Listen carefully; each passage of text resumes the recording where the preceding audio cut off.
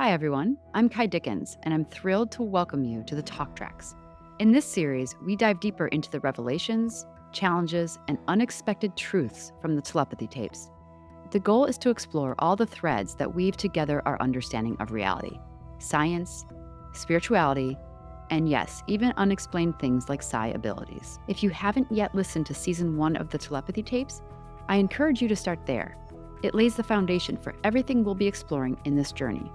We'll feature conversations with groundbreaking researchers, thinkers, non-speakers, and experiencers who illuminate the extraordinary connections that may defy explanation today, but won't for long. Today on the Talk Tracks, we'll explore what happens when a NASA physicist starts having out-of-body experiences.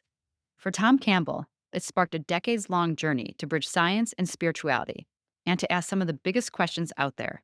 Why are we here? What is consciousness? Tom began his career working for NASA and the Department of Defense, specializing in large-scale systems analysis. With a background in applied physics and deep research into the altered states of consciousness, Tom developed something he calls my big toe, or my big theory of everything, that blends quantum mechanics, metaphysics, and the nature of reality into one unified model.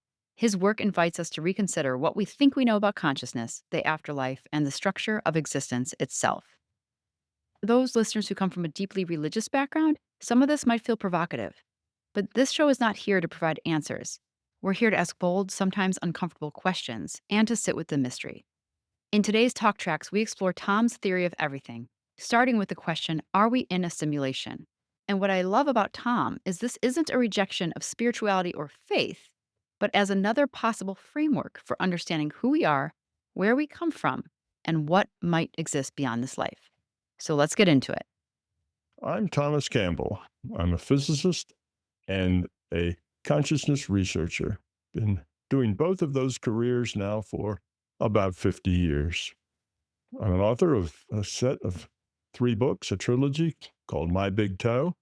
They are Awakening, Discovery, and Inner Workings. Awesome. All right. So, Tom, your theory of everything really proposes that consciousness is fundamental, right, to the substance of reality, not not matter. And for those new to this idea, how would you explain the nuts and bolts of that? That means that consciousness is source. Consciousness is the thing from which all else then is derived. So then one thinks, well, what about this physical world we live in? Where does that come from? Many scientists now agree that our reality is information-based, not material-based. Quantum physics kind of tells us that it's information-based. So you take those two ideas together, consciousness is fundamental, our reality is information-based, and what you end up with is this thing we call the physical universe is actually a virtual reality. That means a computed reality. That makes it an information-based reality. And the computer is consciousness. The computer is an information system of which we are a part. You and I, we're both pieces of consciousness. And we log on to this human body as our avatar. We make all the choices for the avatar. So it's just like a virtual reality game that you might play, where you are the player and you make all the choices for the avatar.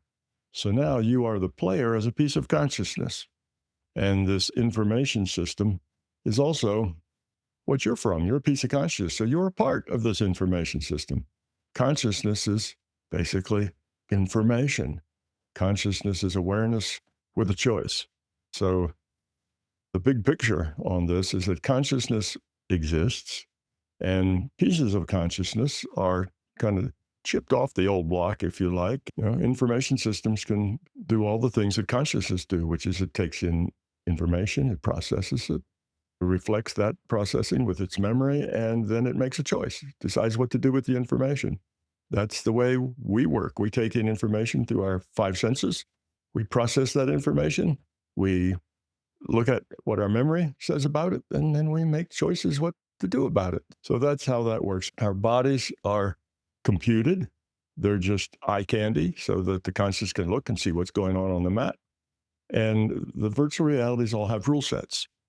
If you're playing World of Warcraft, you can't make your elf fly because elves don't fly. The rule set of World of Warcraft does not allow elves to fly.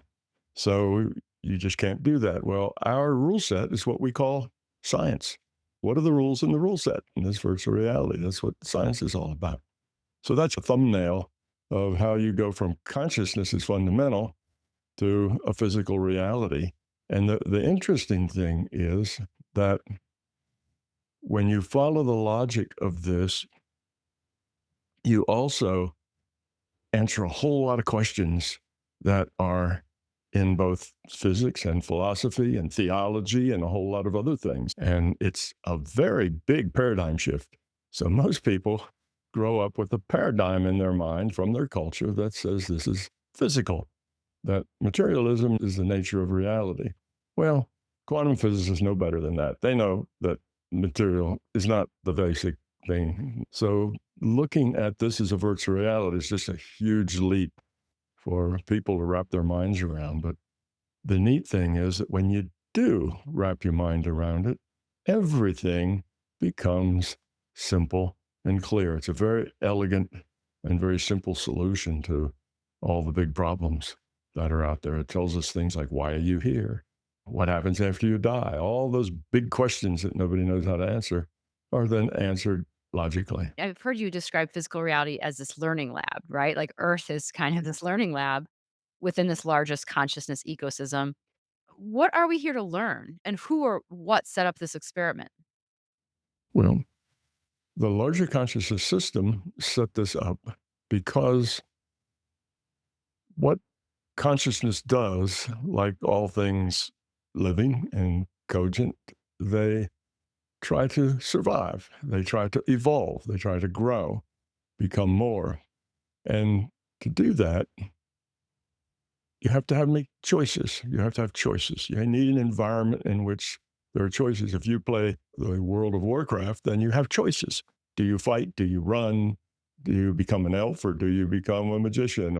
By the choices you make depends on how life turns out for you. Your life as it is right now is a summation of all the choices that you've made since you've been here. So the system needs to evolve, and it evolves. I'll have to be a little scientific here. It evolves by lowering its entropy. What does that mean when you use entropy? So if you have chaos, if you have a lot of disorder, then you have high entropy. The low entropy, the minimum chaos, is where people cooperate, where the individuals care for each other, where there's trust, where it's not what can I get, but how can I help? So that I call moving toward love.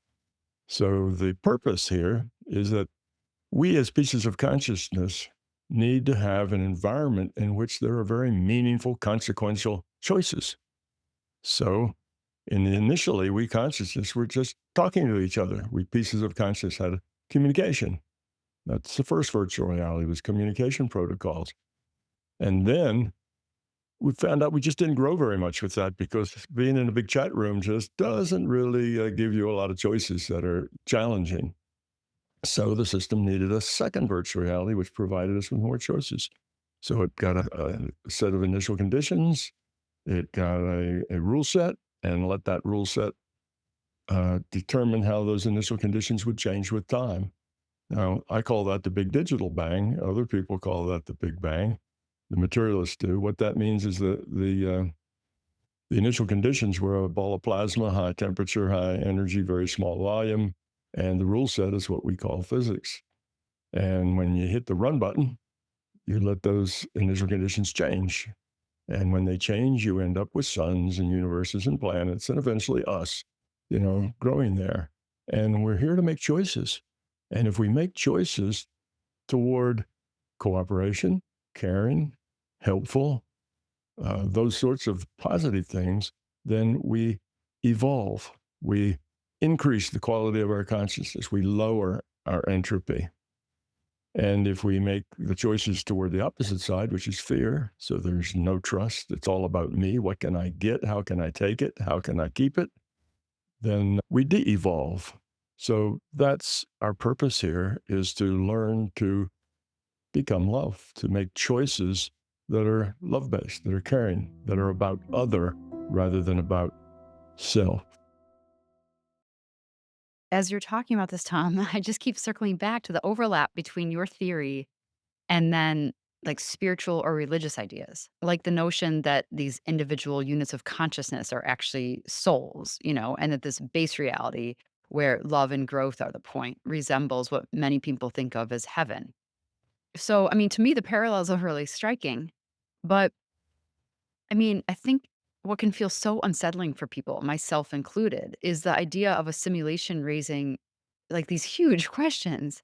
Like, if this is all part of some sort of informational system, then is there still a God? Because I believe there is. Is there an afterlife? What actually happens when we die? And where do we go? Your conscience doesn't die when your avatar dies. Obviously, you're playing your elf, and your elf dies a lot because that's the nature of the game. And when your elf dies, the player of that elf doesn't die. It just either gets another elf or it reconstitutes that one. If when your elf died, that was it, you were out of the game, well, nobody would play that game because it wouldn't be fun. So in order to learn, in order to be a better player of the game, in order to level up, your elf is going to die a whole lot, and you're going to come back and you're going to do it better next time, and you're going to be smarter next time. So it's the same way it works with us. Our job here is to become love by making better choices. And when our avatar dies, then we are still that piece of consciousness, aware in consciousness space. And we begin to plan on what our next experience packet is going to be. Or I say experience packet, others say reincarnation. So you come back, try it again, learn some more. Now, every time you go into a life, hopefully, if you are doing it right, then you will lower your entropy. You'll increase the quality of your consciousness. And that's what you start with next time. So you don't always start from zero. You accumulate that quality of consciousness. When you come back the next time, you start with that quality, but you don't have any memory. You don't come back with the intellectual side intact because if that was the case, all you do is game the system. You say, oh, I know the right answer to that. And you'd become a better actor, but you wouldn't become a better person. So that's how the system works. You do not die. You, as consciousness, are immortal. And the lifetime is your chance to make better choices and to level up, if you will, become a happier, more productive, more successful human being. So that's how that works. Gosh, it just does feel like the concept of a soul. But then that makes me wonder if each of our souls or our individuated units of consciousness are always evolving, then does that mean that God is always evolving too? I mean, if we're all like little drops in the ocean and those droplets are growing and evolving, then God would be, right? What I call the larger consciousness system is the source. We're pieces of that. You and I are individuated units of consciousness or chips off the old block being the consciousness system. So that system is what many people call God. It's intelligent, it's conscious, and its evolution is improved by our evolution. We're a part of it. So if we evolve by making good choices, it gets some evolution too, because we're a part of it. It's not supernatural, it's natural. It's a natural system. It itself evolved. It itself is still evolving. It is not perfect. It is not done. It has to learn just like we have to learn. Matter of fact, you can explain why the Old Testament was this angry, jealous, fearful God, and the New Testament's all about love. Well, how do those two go together? Looks like the first one was a God with a big ego, and the second one was one that without an ego. It was all about love. Well, that's because the larger consciousness system had to learn. Just like we're here trying to learn from each other, it learned from us.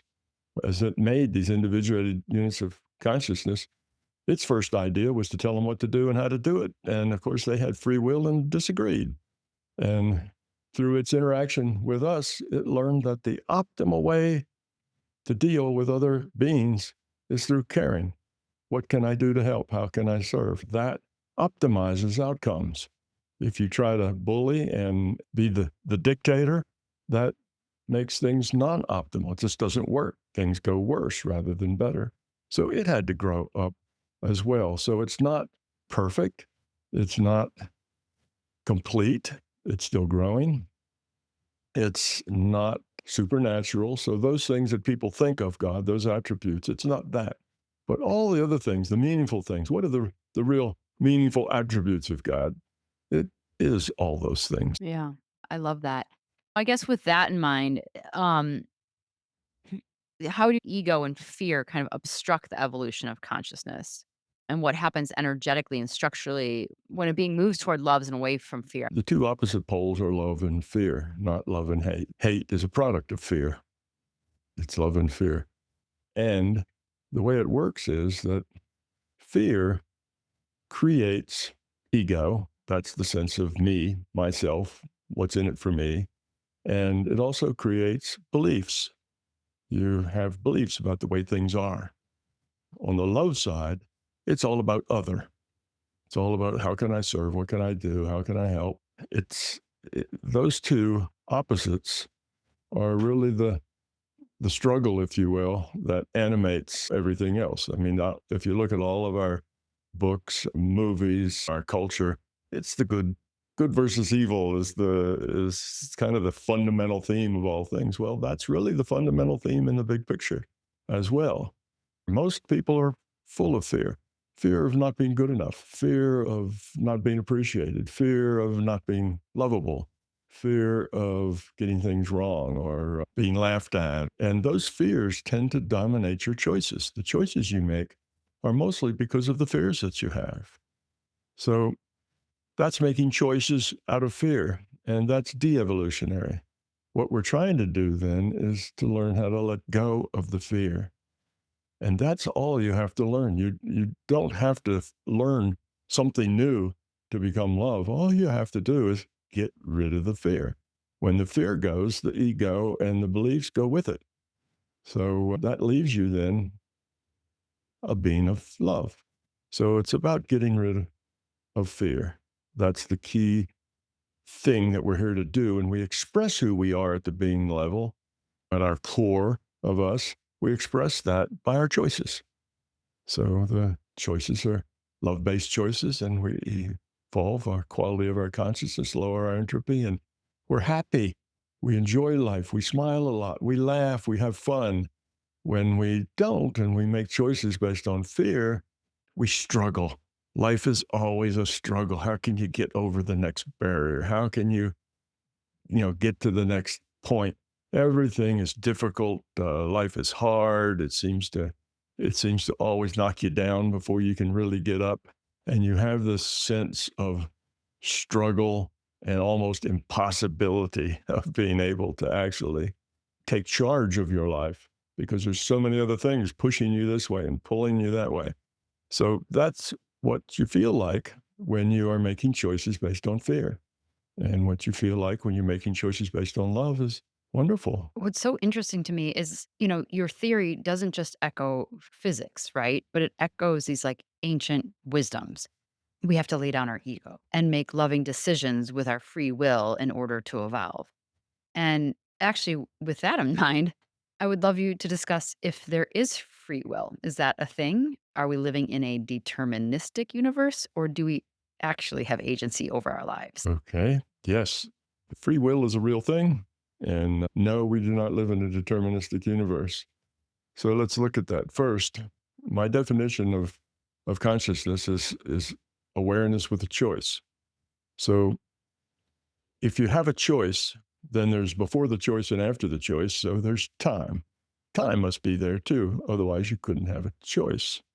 And if you have consciousness and choice, you have to have free will. In a deterministic world, there is nothing to change. It's all fixed, it's all determined. There is no growth, there is no learning, there is no evolution, there is nothing other than what just exists. Now, free will is not getting whatever you want. That's not free will. That's having a genie that has unlimited wishes. Free will just says that of the choices that you know about, you can pick one in order to go that direction. If you get to a fork in the road and there's 5 different paths that lead from it, you get to choose which one you walk down.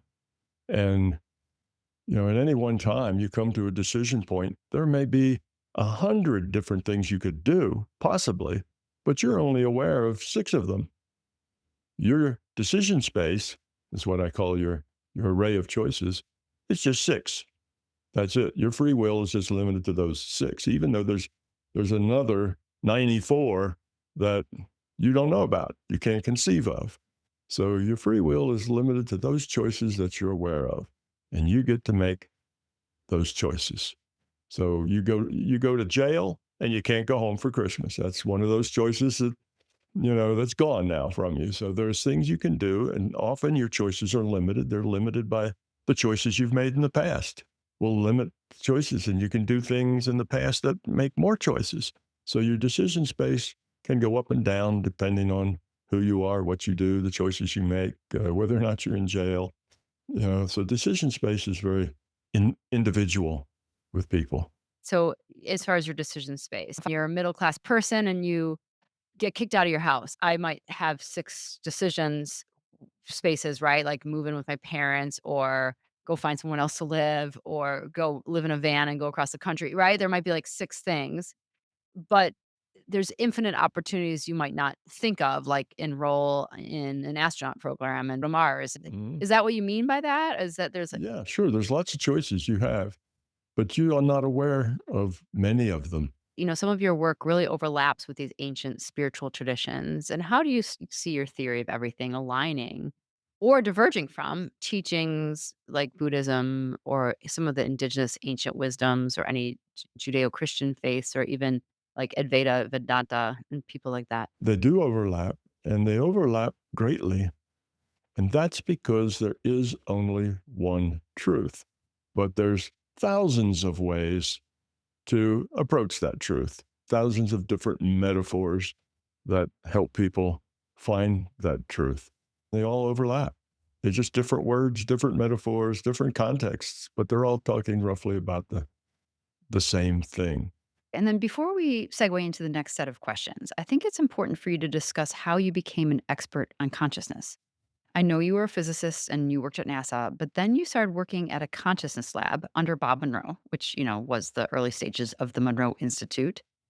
And in your book, you describe leaving your body and having conversations with others who are meditating in separate rooms. Can you talk more about those experiments? Yeah, that was myself and Dennis Minerick. Both of us worked together with Bob for like 7, 8 years. We were putting in like half time out there. And that was Bob's idea that we try to go out of body, meet in the air just above the lab, because you could go anywhere you wanted to. It's all intention. So we met in the air, and he wanted us to have some kind of adventure together, go places, do things, see things, talk to people, whatever, but always stay together. And we were in soundproof booths. There were 3 soundproof booths there. There was 1, 2, and 3, and I was in one. Dennis was in 3, so there was one between us. So not only were we soundproof, but there was a soundproof booth between us. So we could not hear each other. And besides, when you're in that state, you just whisper, you just talk very softly. And Bob was recording what we were saying individually, and he was talking to us. What do you see now? What are you doing? What's going on there? And he'd give us a few minutes to do things. And then he says, well, now what are you looking at? So he was collecting all of this data, and we were totally apart. And we had this long, probably 2-hour adventure where we did talk to people, had conversations, went places, saw things. And at the end, he asked us, he said, well, do you two think you were together? And Dennis and I looked at each other and we said, yeah, it seemed like it.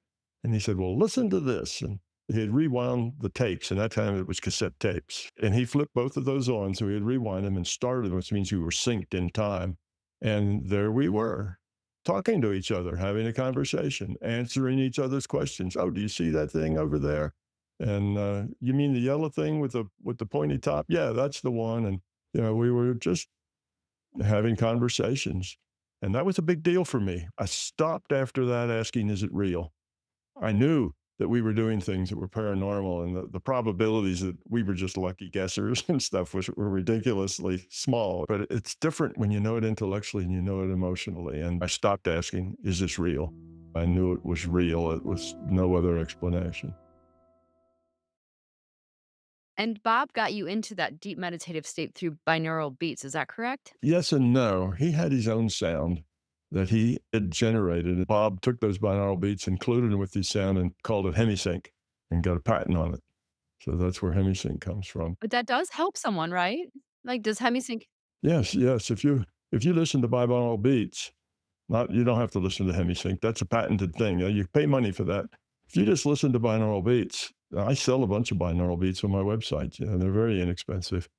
And what it does is it puts you in a meditation state, a theta state, where your dominant EEG is theta, and it holds you there so you don't drift out.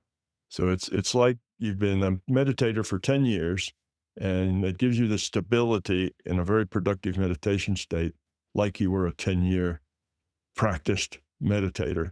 So yes, it's very valuable for beginners. and so the first so first it's like meditation, then if you're lucky with meditation, you can leave your body and astral project, and then it seems like the next state of that might be I'm just making these orders up, but it seems like the order it goes in might be connecting with other beings that aren't even on this plane. It doesn't actually come in a series like that. It's just you get it all at once. Once you're able to get your mind to the state that you're in that point consciousness where you're no longer processing your body, then all you need to have is an intent of where you want to go and what you want to do. And you will go there and do that because now you're in consciousness space and you can teleport around just with your intention. If you want to talk to certain beings, you can do that. You just put your intent out there of who you want to talk to, what do you want to learn, and so on. And there it is. If it's a dead relative of yours, then you can do that too. Whatever you want to do. And then eventually they become tools that you use. It's really good to be able to do mind to mind telepathic communication, say with your teenagers, because a parent and the teenagers tend to have problems communicating, but you can connect with them mind to mind. And if they're very sensitive, they recognize you when you do that. But most people aren't that sensitive and it's to them, it's just their own thoughts. They're just thinking. These ideas just come into their minds.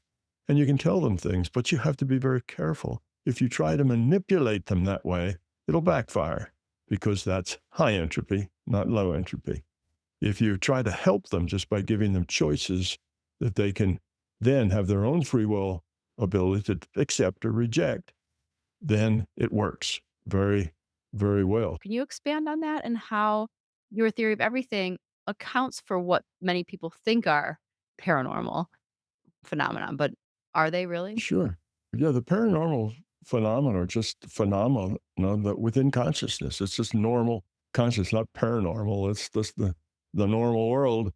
And by being able to get into these altered states of consciousness, you're able to do many of the paranormal things.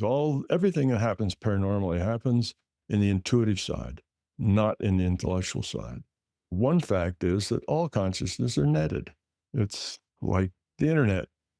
Every consciousness, including your dog and your cat, are all netted. So they're connected. Now you can open that channel or you can click on the X at the upper right-hand corner and make it go away. That's your choice. Most people don't understand that, so they just are mostly open to whatever's there and they interact with it. But anyhow, all consciousnesses are netted. So this mind-to-mind communication goes on all the time. Everybody has this going on, but they aren't aware of it. It's all happening beneath their intellectual level. That's happening at their intuitive level. And in our culture, we hone that intellectual level our whole lives. We read, we learn, we grow, we go back and take courses. We're always honing that intellectual level, but we completely ignore our intuitive level because our scientists tell us that that doesn't even exist. Yeah, that's why we have these savants that are good at doing paranormal things because they develop their intuitive side. It's not that they're special because they have autism and they can do things others can't do. They just were in a situation where they had to develop that intuitive side in order to get along, to connect to people in this world. And anyone can do the things that they do. You don't have to be autistic. to read people's minds or do things like that. So you can quite intentionally develop that side, and then you can connect mind to mind. You can do all the things that are paranormal. You can remote view, you can go out of body, you can get data out of the database. And what about that database? This larger consciousness system needed to create a database to enable it to run this virtual reality. You need a lot of information. You have to know everything that could possibly happen and the probability that it will happen, because you need that information at your fingertips as people make choices, because they're going to trigger one of those possibilities when they make their choice, and you need to understand where that leads. So this database is created by the larger conscious system as a necessary component of running this reality. Now, the Hindus have found that because it's there when you explore consciousness, it's just the information's there, so you can find it. And they called it the Akashic Records. But it's just a database required to support this reality. And the Akashic Records is everything that could possibly happen and the probability it would. And then as time goes by, that means it's everything that could have happened and the probability that it would have. And then our history is just a little thread through that database. That's what actually happened according to all the choices that were made.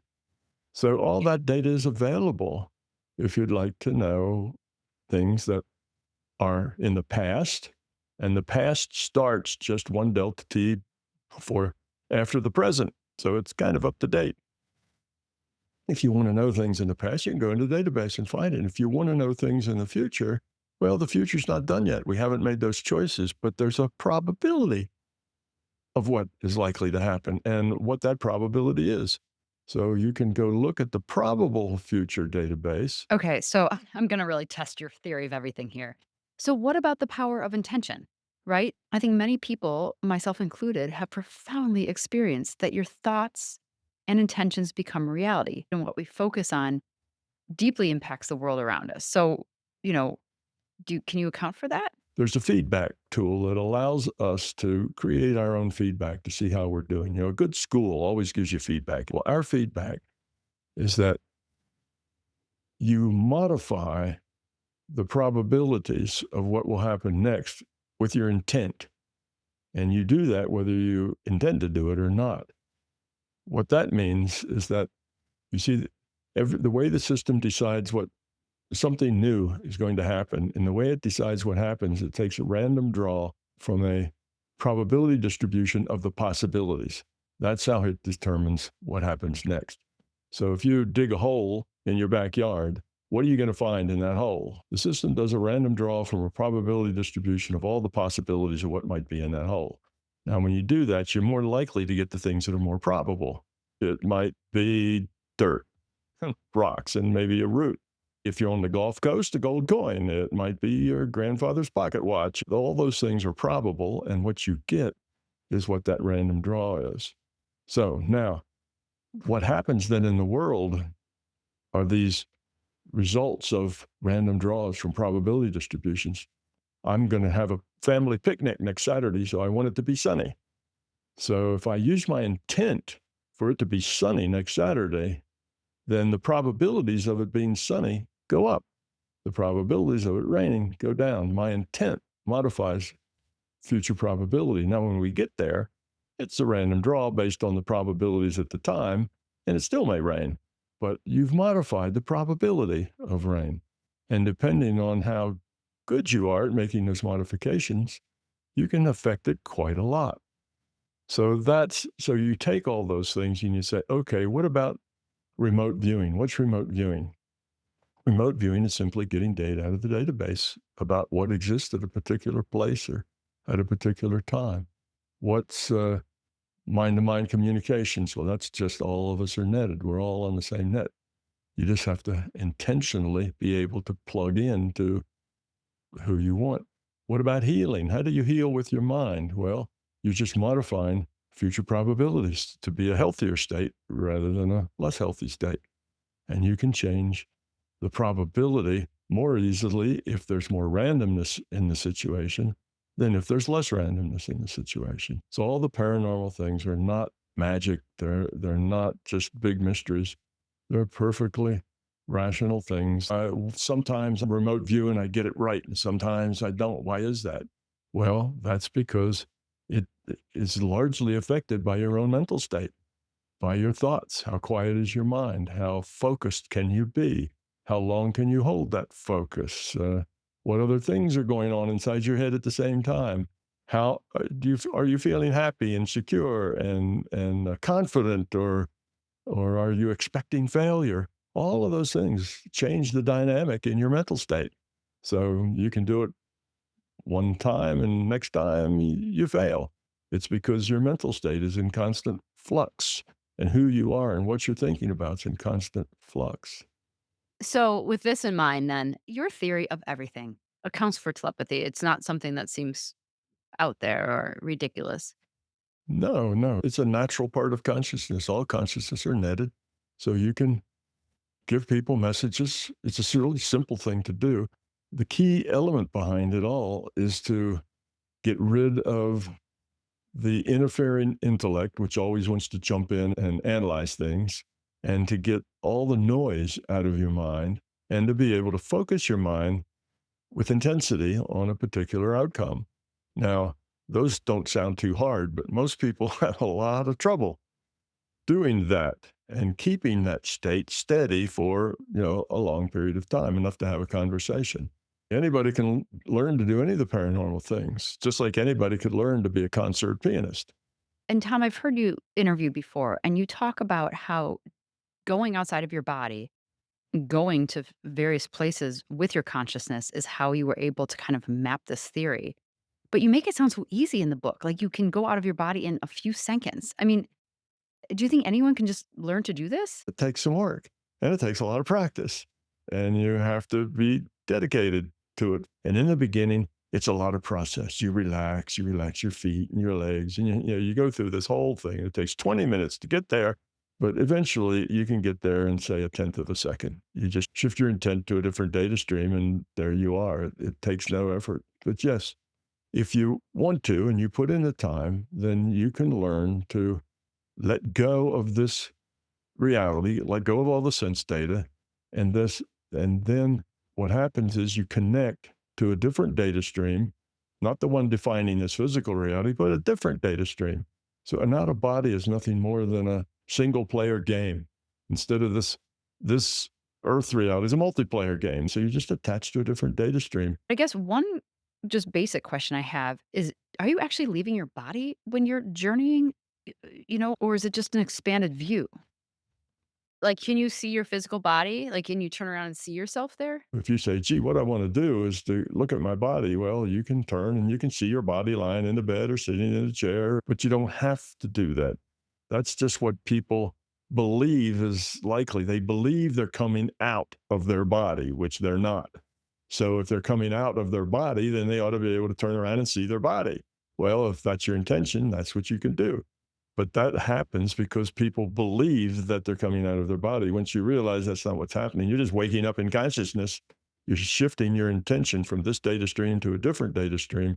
Then you don't see your body because your body's irrelevant. It has nothing to do with it. Your body it is playing no part in this at all.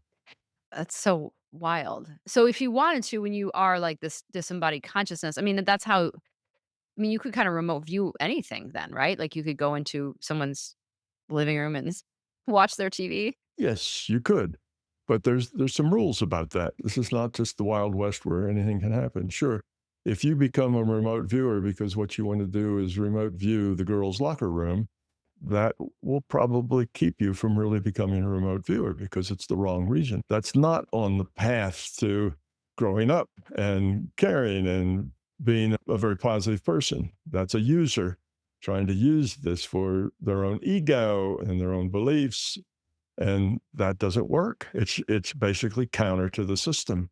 So yes, there's a lot of things that you can do, and if you practice enough to get really good at it, you probably will also grow up enough that you won't misuse it. And those two things are kind of not compatible with each other. So if you're a fearful person and want to abuse things, then you'll never be very good at anything paranormal. Now, there's some exceptions, depends on how hard you work and how much you try. And if you make your whole life, you can still get pretty good and do things that probably aren't so nice, but it's a real rare circumstances. And typically you can only do that for a short period of time and then you crash and burn. So it's kind of self-policing in that sense. But yes, you can do that. And a lot of the things when we were out at Bob and Rose, it would be going to somebody's house that you knew who they were and seeing if there was something there that would stand out that you could see.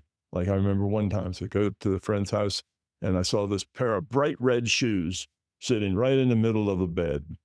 So I immediately comes back. I call up the person. I said, "Hey, I was just doing and I saw some bright red shoes on your bed. Did you actually have bright red shoes on your bed?" And I found out, yeah, I just bought them today. I just took them out of the box and they're sitting on the bed. So then that's confirmation that what you saw was there. So you look for things that are uniquely identifiable as something that you saw that you could see. With your theory of everything, I just think about it in terms of consciousness and Earth, but like, does it account for this idea that there could be other dimensions or other life forms on other planets or other spaces? Sure, it talks about all those things. You see, when you talk about life forms on other planets, you're still in this same virtual reality called the physical universe. This virtual reality is not the only virtual reality. As a matter of fact, anything out there that you can experience, if it's an experiential thing, you have an experience there, that is a different virtual reality. When you dream at night, it's not so physical. You can teleport, you can fly, you can do all sorts of things. The rule set's a lot looser. When you go to this physical reality, well, you have a very tight rule set. Everything is programmed by the science, the rules. And so, yes, there's other places with tight rule sets that are physical, just like this. And yes, you can go visit them. And if you have a good working relationship with the larger conscious system, you can even get into them, take on a body like the body that's in there and walk around and shake their hands and, you know, interact with them. And that means if I can do that there, they can do that here too. So, yes, that's a possibility. It doesn't happen much. You have to have a good relationship with the larger conscious system to do it because it has to put you into the data stream that defines that other virtual reality. So it's nothing that you can just crash on your own. It's something that requires cooperation with consciousness system to be able to do that. Now you can go to those other systems and listen, observe. You just then are a disembodied spirit, so to speak, from their viewpoint. And you can hear what they're saying, but they don't really see you. And you can communicate, but then it's telepathic communication. From their viewpoint, you're just a voice in their head. So, yes, those kinds of things do exist. It's not just this virtual reality. Is the idea though that if when I pass and then I take on a new avatar, I mean, do most of us continue to go back to the planet in which we're from, Earth, Yeah, we mostly do. And that's because we know the ropes here. We You've been around a few times and this is kind of your game. It's like you could be playing World of Warcraft and then the next time you're suddenly in The Sims. And then the next time after that, you're in some car racing game. But if you get good at World of Warcraft and suddenly end up at The Sims, you don't really know what's the point. How do you level up? What do you do here? What is there to learn? So you tend to go back to the same game because the whole point is to level up. You get better at the game and better at the game. So when your elf dies, you want to go back because you've learned things and now you'll be a better player in that game. But if you really don't want to, you're never forced to do anything. You either just sit on the sidelines or you go someplace else and you end up in some other virtual reality making choices. And you'll find that this one, the Earth reality, is actually a pretty good one. It's not a bad one to be in, regardless of current events. And so the whole idea of consciousness and evolving is to have the lowest entropy system, and love Yes. and kindness and coordination are lowest forms of entropy. So truly all the world religions are correct that love and kindness are more important, more important than anything. Yes. That is true. And they're low entropy. Basically, you can think working together, cooperating, that creates more good for everybody. Whereas fighting with people, arguing and fussing and warring, That just creates more chaos. Thank you so much, Tom. My head feels like it's completely broken after this one. So you all can learn more about Tom's work and his theory of everything and order his books at mybigtoe.com. And for some listeners, especially those who recoil at the thought of a simulation, my hope is that you heard more harmony than contradiction. What Tom Campbell describes, I don't think it's meant to replace faith, but to offer a scientific lens with which to explore it. And at its core, Tom's theory affirms so many of the values at the heart of spiritual life: love and free will and compassion and growth, and the idea that we are more than these bodies that we inhabit. So, whether you think of that greater intelligence as God, as consciousness, or as something unnamed, this conversation invites us to stay curious, to listen, and to consider the possibility that science and spirituality might not be at odds, but part of the same unfolding mystery. So, thank you for being here as always, and let's keep asking bold questions and holding space for wonder. That's it for this episode of the Talk Tracks, but new episodes will now be released every other Sunday, so stay tuned as we work to unravel all the threads, even the veiled ones, that knit together our reality. Please remember to stay kind, stay curious, and that being a true skeptic requires an open mind. Thank you to my amazing collaborators. Original music was created by Elizabeth P.W., original logo and cover art by Ben Kendor Design, the audio mix and finishing by Sarah Ma, our amazing podcast coordinator, Jill Pachesnik, the Telepathy Tapes coordinator and my right hand, Catherine Ellis, and I'm Ky Dickens, your writer, creator, and host. Thank you again for joining us.